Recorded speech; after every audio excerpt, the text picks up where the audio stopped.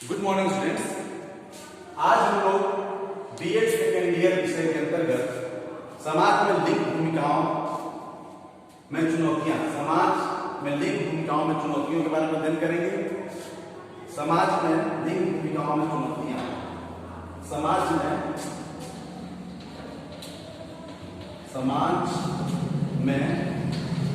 लिंग भूमिकाओं में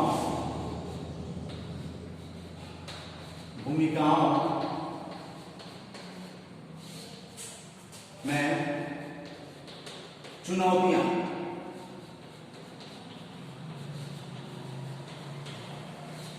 challenging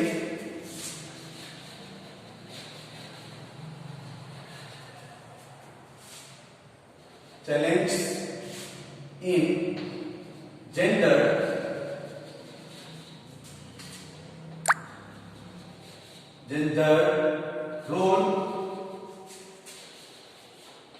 roles in society।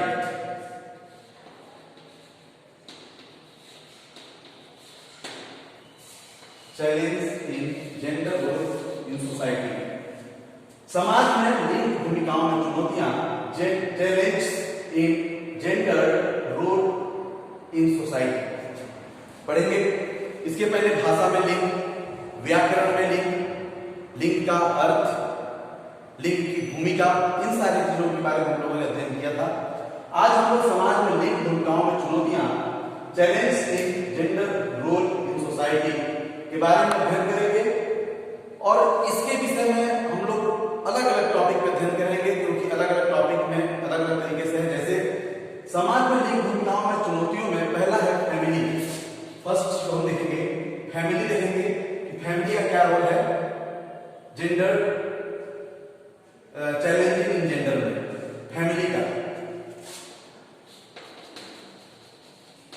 Family हो गया, इसके अतिरिक्त कास्ट हो गया, इसके अतिरिक्त रिलीजन हो गया,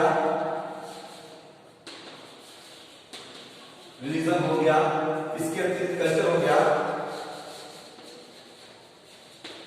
कल्चर के बाद मीडिया हो गया, मीडिया के अतिरिक्त भी बहुत सारी चीजें हैं। जैसे हम कह सकते हैं फिल्म हो गया, सॉन्ग हो गया, मीडिया, सॉन्ग, फिल्म, ये सब भी कहीं ना कहीं जेंडर को प्रभावित करती है समाज में, और इन सब का भी प्रभाव जेंडर को पड़ता है। तो सबसे पहले हम फैमिली देखेंगे कि परिवार किस प्रकार से जेंडर को प्रभावित करता है, और फैमिली का क्या रोल है जेंडर को किस तरह से प्रभावित करता है, इफेक्ट करता है, और जेंडर डिफरेंस को चेंज करने में कितना परिवार की भूमिका है। अगर परिवार हम कह सकते हैं, तो अगर फैमिली की बात करें,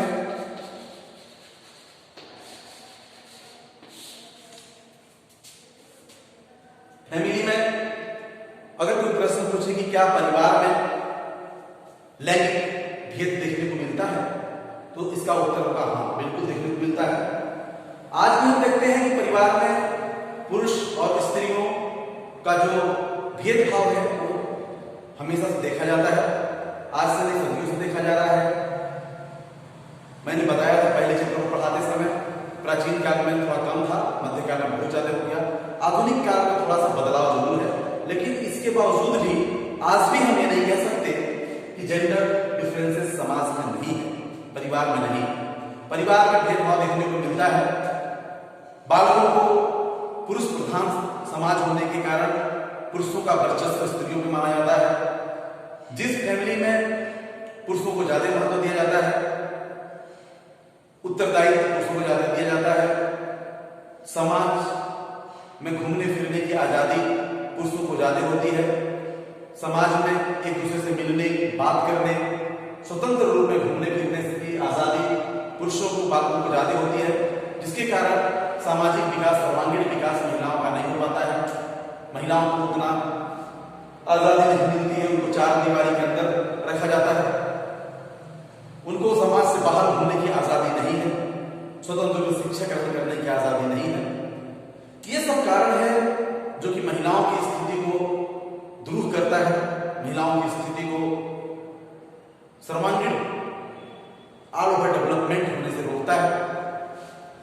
तो ये सब कारण आज भी देखने को मिलते हैं। अगर हम एक एक पॉइंट की अगर हम बात करें तो सर्वांगीण विकास की अगर हम बात करें, ऑल ओवर डेवलपमेंट की बात करें, तो बालकों का ऑल ओवर डेवलपमेंट ज्यादा अच्छा होता है महिलाओं की तुलना में। हर एक समाज में हम देखते हैं, हर एक परिवार में हम देखते हैं। आज के युग में अगर हम देखें तो बहुत सारे ऐसे परिवार हैं जो काफी लिटरेट हैं, वहां तो काफी सुधार हो चुका है, लेकिन बहुत सारे ऐसे परिवार भी जो लिटरेट भी हैं और इलिटरेट भी हैं। और लिटरेट होने के बावजूद भी स्त्रियों को, महिलाओं का सम्मान परिवार में नहीं होता है। बालक को आजादी होती है स्वतंत्र रूप से घूमने की, स्वतंत्र रूप से सामाजिक वार्तालाप करने की, समाज में अपने घूमने की आजादी, हर तरह की आजादी होती है, जिसके कारण बालक का सर्वांगीण विकास होता है। शारीरिक, मानसिक, सांस्कृतिक, आध्यात्मिक, हर तरह की, शैक्षिक, हर तरह का विकास बालक का अच्छा होता है बालिका की तुलना में।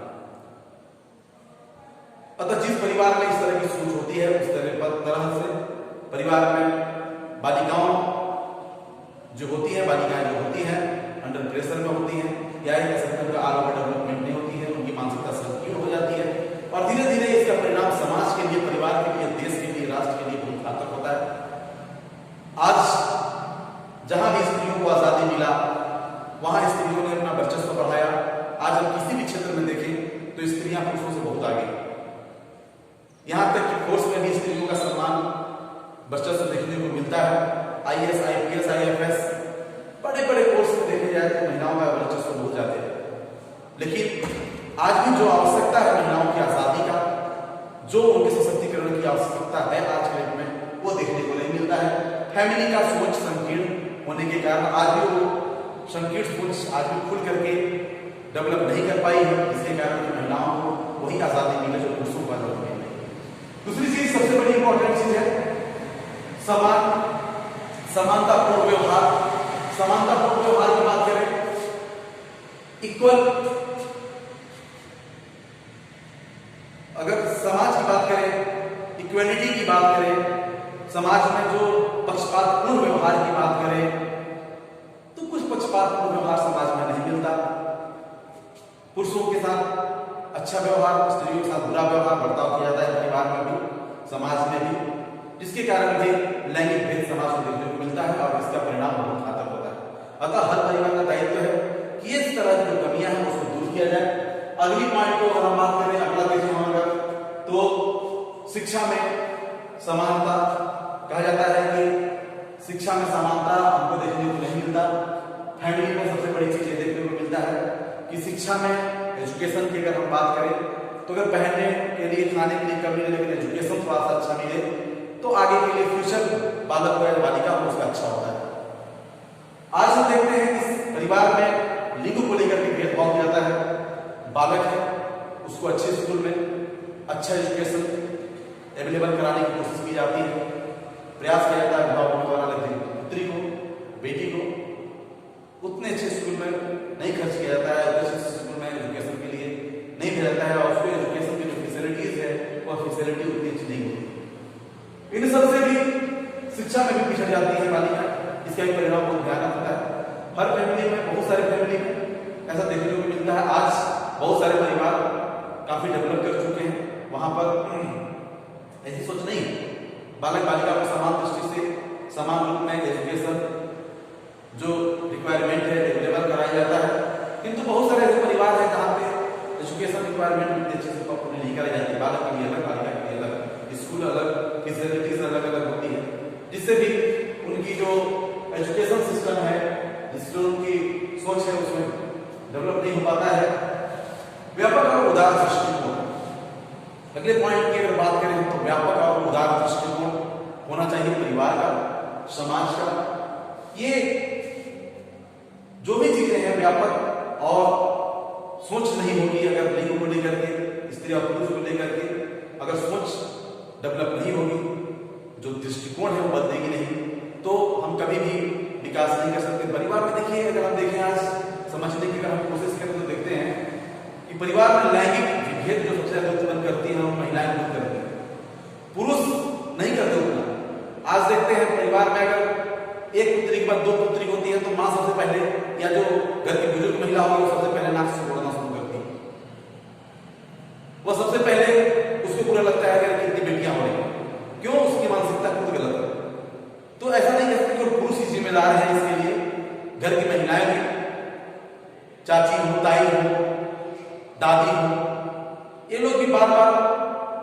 लिंग को लेकर के ताना कसती है, या लिंग को लेकर तुम महिला हो, तुम लड़की हो, अपनी मर्यादा बढ़ने सीखो, अरे तो लड़का है तो जाने दो, तुम लड़की हो, इस तरह की सोच बचपन से ही डेवलप किया जाता है।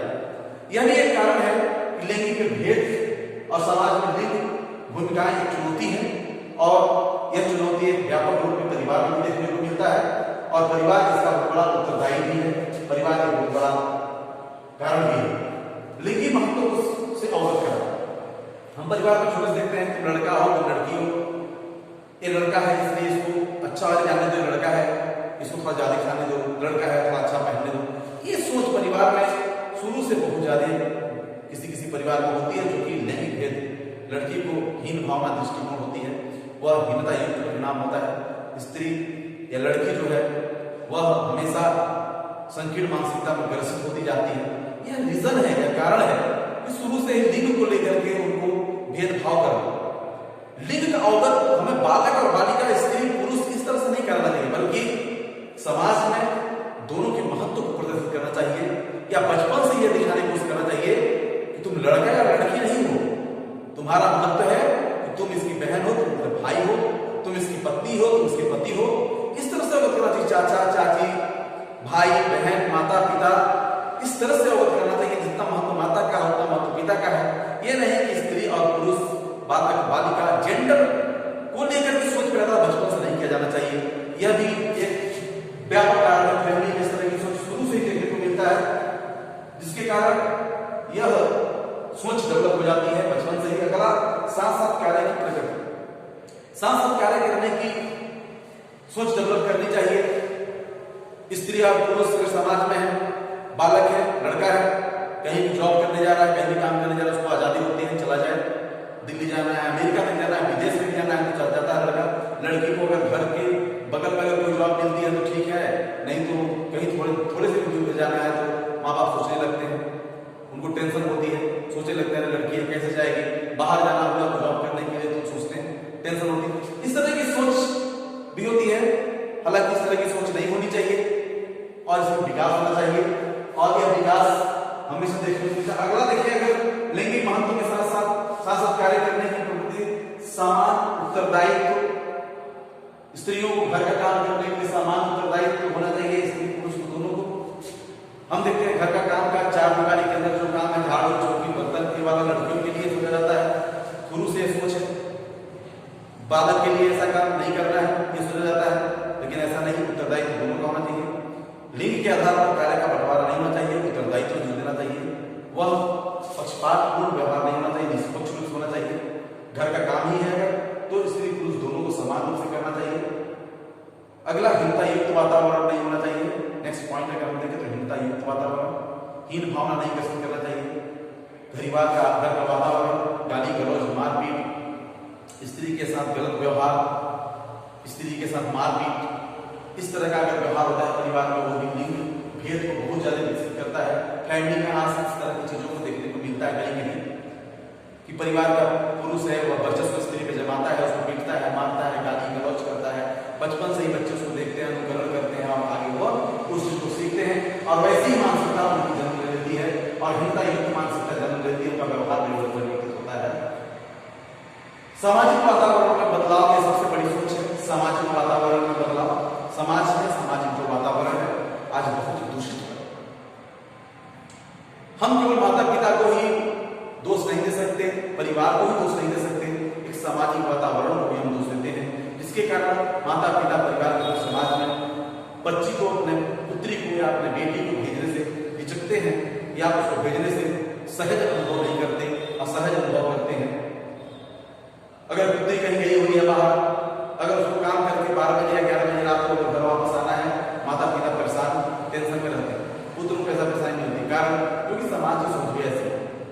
समाज में बहुत ज्यादा कुरीतियां हैं, समाज में बहुत ज्यादा ऐसे आज भी सोच बुरी है जो कि बालक बालिकाओं को भेद उत्पन्न करती है।